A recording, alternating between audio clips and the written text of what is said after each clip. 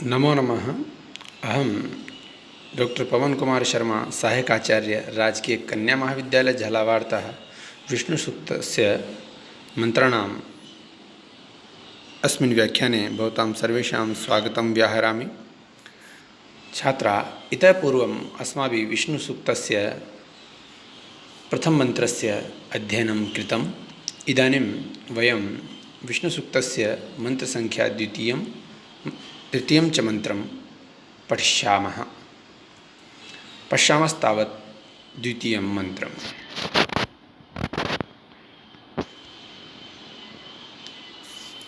द्वितीयं मन्त्रम् एवमस्ति: प्रतद्विष्णुस्तवते वीर्येण मृगो न भीम कुचरो गिरिष्ठा यस्योरुषु त्रिषु विक्रमणेषु अधिष्ठियन्ति भुवनानि विश्वाः। प्रतद्विष्णुस्तवते वीर्येण मृगो न भीम कुचरो गिरिष्ठा यस्योरुषु त्रिषु विक्रमणेषु अधिक्षयन्ति भुवनानि विश्वाः। भीमः मृग है। भीम अर्थात भयानक, मृग अर्थात वन में विचरण करने वाले पशु, न यानी के समान। गिरिष्ठा अर्थात पर्वत पर स्थित, पर्वत पर रहने वाले के समान। विष्णु, जो विष्णु है, वीर्येण तत्प्रस्तवते, वह विष्णु जो है वीरता, पराक्रम के कारण जो है पूर्वोक्त रूप से उसकी स्तुति की जाती है। जो विशेषण दिए हैं वह दोबारा देखने योग्य हैं। भीमः यानी भयानक, मृग यानी वन में विचरण करने वाले, भयानक और वन में विचरण करने वाले के समान स्वच्छंदतापूर्वक विचरण करने वाला कुचर है। यहाँ पर सायण ने जो बताया है वो अर्थ इस प्रकार है कि कुचरः कुत्सित हिंसादि कर्ता दुर्गम प्रदेश गंता वा इति, तथा यह भी अर्थ इसका बताया गया है कि शत्रुवधादि कुत्सित कर्म करता कुषु सर्वाशु भूमिषु लोकत्रये संचारी। तो सारभूत में हम सरल अर्थ ग्रहण करते हैं कि भीम अर्थात भयानक, मृग यानी वन में विचरण करने वाले के समान, कुचरा यानी स्वच्छंदतापूर्वक विचरण करने वाला, गिरिष्ठा यानी वन पर्वत पर स्थित जो विष्णु है, वह वीर्येण यानी पराक्रम के कारण पूर्वोक्त प्रकार से उसकी स्तुति की जाती है। जिस विष्णु ने यस त्रिषु उरुषु विक्रमणेषु विश्वाभुवनानि अधिक्षयन्ति, अर्थात जिसके त्रिषु उरुषु, जिस विष्णु के उरुषु यानी विस्तृत, विशाल, विक्रमणेषु यानी पादक्षेपों में, चरणों में, विश्वा यानी संपूर्ण रूप से स्थित जो भुवनानि यानी लोक हैं वह निवास करते हैं। अर्थात जिस विष्णु ने तीन डगों में ही संपूर्ण रूप से नाप लिया था, तो उसी 3 डगों में जो है, 3 पैरों में, 3 पादक्षेपों में, चरणों में, विश्वा भुवनानि यानी सारे जो भुवन हैं, लोक हैं, अधिक्षयन्ति यानी वो निवास करते हैं।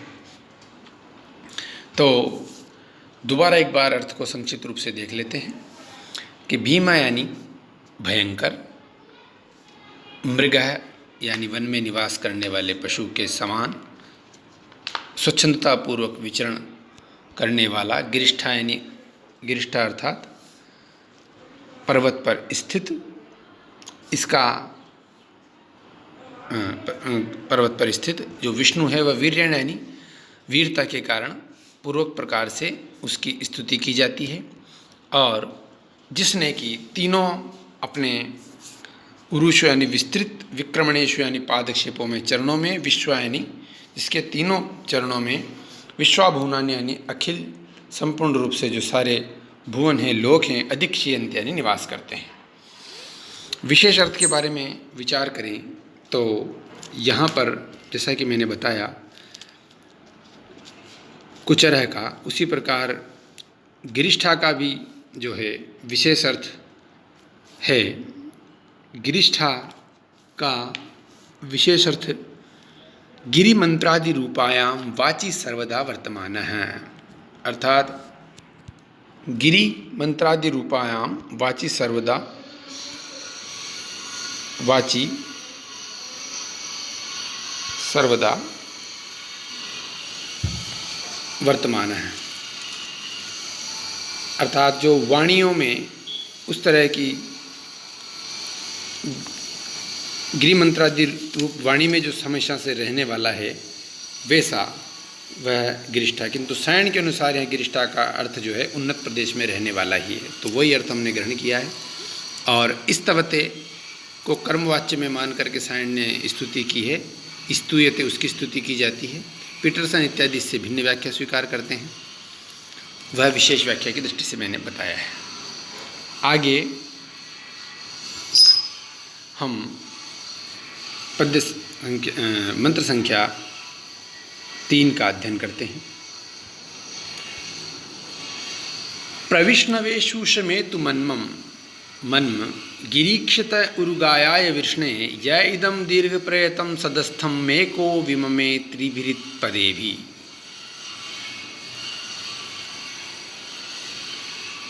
तीसरे मंत्र की व्याख्या इस प्रकार है। गिरीक्षते, गिरीक्षिते अर्थात पर्वतों पर रहने वाले, निवास करने वाले, उरुगाया यानी सबके द्वारा जो बहुत्सों के द्वारा जो जिसकी स्तुति की जाती है, ऐसे विष्णु यानी कामनाओं को पूरी करने वाले विष्णु के लिए शूषम यानी बलशाली, मन्म यानी स्तुति, प्रेतु यानी प्राप्त करे, अर्थात किस तरह के विष्णु के लिए मेरी हमारी जो बलशाली प्रार्थनाएं हैं, शक्तिशाली प्रार्थनाएं वो प्राप्त हों। गिरीक्षिते अर्थात जो पर्वत पर निवास करता है, उरुगाया यानी जो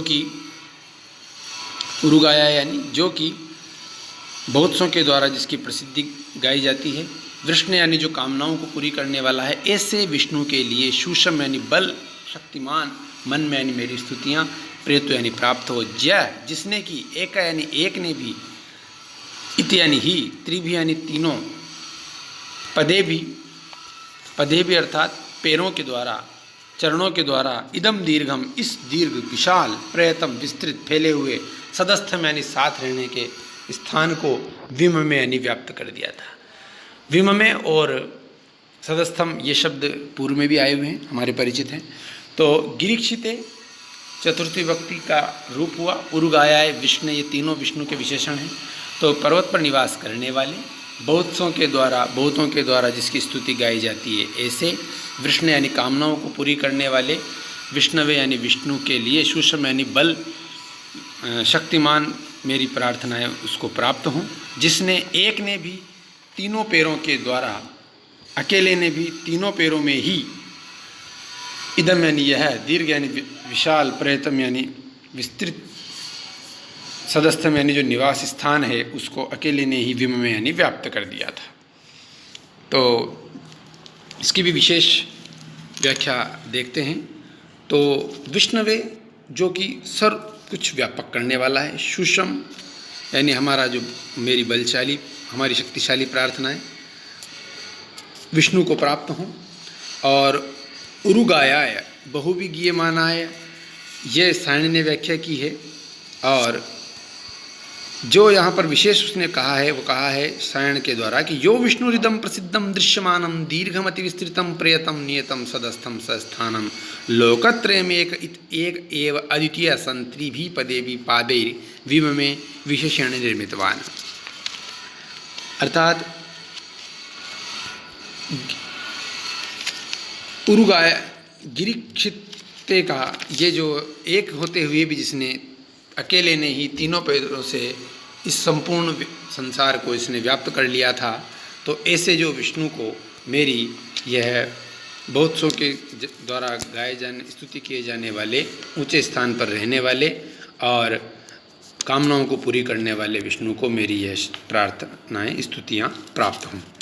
तो यहाँ पर उरुगायाय पद में गा का अर्थ सायण ने ज्ञान किया है, किंतु पीटरसन ने इसका अर्थ गमन किया है। उरुगायाय का अर्थ बड़े बड़े पद वाला बेल यह किया है। तो विभिन्न व्याख्याकारों के अनुसार मंत्र विशेष के विशेष शब्दों की व्याख्या विभिन्न प्रकार से की जाती है। प्राय सायण का अर्थ हम ग्रहण कर रहे हैं यहाँ पर, और छंद की पूर्ति के लिए सुषम को शु उषम यह उच्चारण हमें करना चाहिए। तो इस तरह से जो है मंत्र संख्या 2 और 3 का व्याख्यान समाप्त होता है। जय तो भारतम, जय तो संस्कृतम। धन्यवाद है।